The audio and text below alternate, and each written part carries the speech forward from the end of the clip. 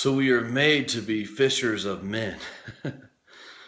We're made to reach people, the lost, the hurting. So in our methods of doing that, sometimes we try so hard to tell people what the truth is that we forget the love. We forget the compassion. We forget the mercy and the grace of God. We can never, ever, ever forget that in the midst of our reaching the lost, we must include the truth. It's not all just positive messages. But let's think about something real quick. If we're trying to reach the lost, if we're trying to fish for men, like Jesus said, if we're going to lake to catch a fish, one thing that we're all missing is we need to understand the fish. We need to understand what kind of bait that the fish wants so that we can reach the fish. How do we understand this, okay? We have to understand the pain that the fish goes through. We have to understand what the fish needs, okay? That's not the same thing that we need. All we need to know is know the word, and we're good in our opinion, right? But the fish needs bait. What is the bait? In Christendom today, we're so confused by our own human doctrines. We're so confused by our denominations that we completely lose sight of what fishing for men is all about. The culture nowadays is not the same as the culture was 100 years ago. And we're stuck in the past sometimes in some of our denominations. And we lose sight of the fact that the culture nowadays is completely different. So how do we fish for men? We have to understand their pain. We have to understand what they need. We have to do research. We have to listen.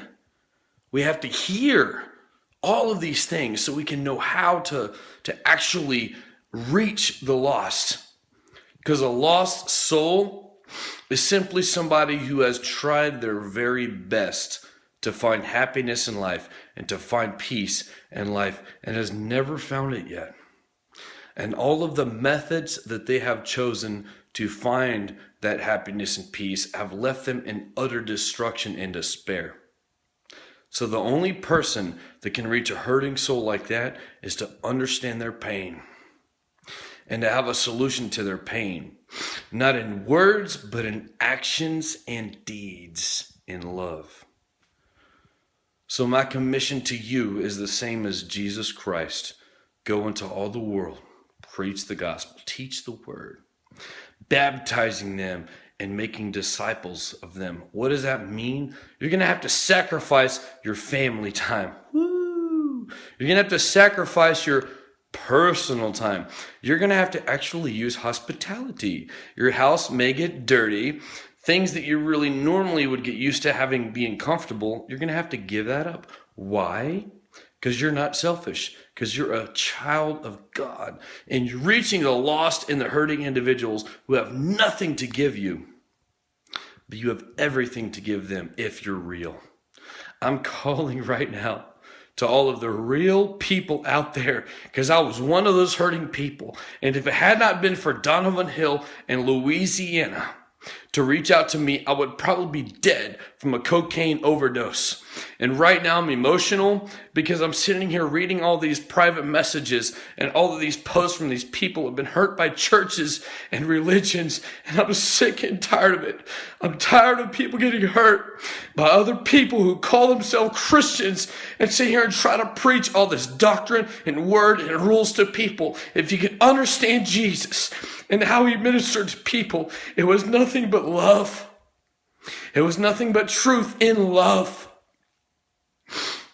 I'm calling everybody who genuinely has a desire to reach the lost.